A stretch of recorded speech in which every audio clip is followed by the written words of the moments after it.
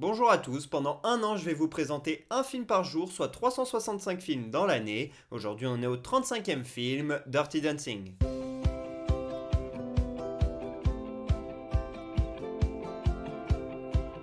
Dirty Dancing est un film sorti en 1987, réalisé par Emile Ardolino. Ça raconte l'histoire d'une jeune fille de 17 ans qui s'appelle Frederick Haussmann. Elle est surnommée Bébé. Elle vient d'une famille très riche et elle part en vacances à la campagne. Et elle est mêlée à un spectacle de danse. Elle va alors prendre des cours de danse pour progresser avec un certain Johnny, joué par Patrick Swayze, qui va devenir une immense star grâce à ce film, alors qu'à 35 ans au moment du tournage, il était vraiment en galère, un acteur qui vraiment avait du mal à percer.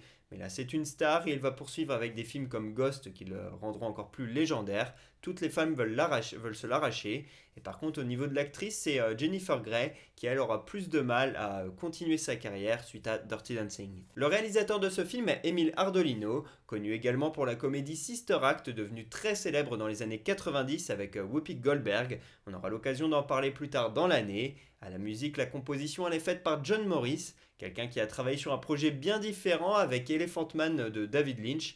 Là, la BO elle est devenue hyper célèbre. Elle a été écoulée à 32 millions d'exemplaires. C'est le 17e album le plus vendu de l'histoire. La chanson The Time of My Life, eh bien, elle a gagné l'Oscar et le Golden Globe. Et à titre personnel, la reprise des Black Eyed Peas est l'une de mes chansons préférées. Je l'ai écoutée des milliers de fois.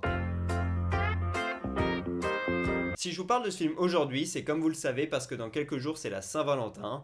Et en ce moment je vous parle que de films d'amour. Et évidemment j'étais obligé de vous parler de Dirty Dancing parce que parmi tous les films d'amour c'est peut-être celui-ci le plus célèbre avec ses scènes de danse complètement iconiques et cette relation entre Patrick Swayze et Jennifer Grey, entre Johnny et Bébé qui a vraiment marqué des milliers de femmes à travers le monde et aussi des hommes. Même si bon ce film me plaît plus à des femmes, c'est en tout cas si j'en crois mon entourage. Donc voilà, Dirty Dancing j'étais obligé d'en parler, c'est vraiment iconique. Dirty Dancing est un film qui a toujours fait partie de ma culture ciné. J'en entends parler depuis que je suis tout petit parce que les femmes de ma famille adorent Dirty Dancing, notamment ma tante qui a le vinyle, la BO, et puis qui adore ce film. Elle l'a vu des centaines de fois et vraiment elle le kiffe. Et donc on en parle régulièrement par famille, etc. On fait souvent des blagues liées à Dirty Dancing. Et donc voilà, moi je connaissais Dirty Dancing comme ça. Je l'avais vu une fois autour de mes 10-12 ans, mais arrivé à 16-17 ans, voilà, c'était un film dont j'entendais parler tout le temps à droite à gauche, mais je me souvenais plus trop de ce film parce que je l'avais pas trop aimé quand j'avais 10-12 ans. Je trouvais qu'il avait mal vieilli, etc. Et puis c'est pas forcément un film pour cet âge-là. Et quand je l'ai revu à 16-17 ans, je l'ai trouvé plutôt cool. J'ai passé un très bon moment devant, j'ai bien aimé cette histoire. Par contre, voilà, je trouve qu'il a toujours un petit peu vieilli et c'est un film vraiment générationnel. Et je pense quand on est une jeune fille à cette époque en 1987, eh bien c'est forcément beaucoup plus marquant que quand on est comme moi et qu'on le voit en tant que garçon des années plus tard. Voilà, en 2024, je trouve qu'il a un petit peu vieilli, mais ça reste tout de même un excellent film. Je mets un 15 sur 20 à ce film. Ce que j'ai beaucoup aimé, c'est cette scène de danse qui est vraiment mythique. On l'attend un petit peu tout le film parce que ce porté, tout le monde le connaît, ce porté de Dirty Dancing. Et quand il arrive, c'est quand même un moment un peu l'apex de ce film et c'est hyper cool. Je trouve que Patrick Swayze il joue parfaitement son rôle de séducteur et Jennifer Grey est aussi très jolie. Donc voilà, leur alchimie elle est plutôt bonne, même si en coulisses c'était pas trop ça. Mais voilà, en tout cas, je trouve qu'à l'écran ça fonctionne plutôt bien. J'aime bien cette histoire, on est dedans, elle est prenante. Mais voilà, c'est pas un film qui m'a retourné le cœur, qui m'a ému, qui m'a bouleversé. Et donc pour ces raisons-là, et parce qu'il a pas mal vieilli, je peux pas mettre plus que 15 sur 20.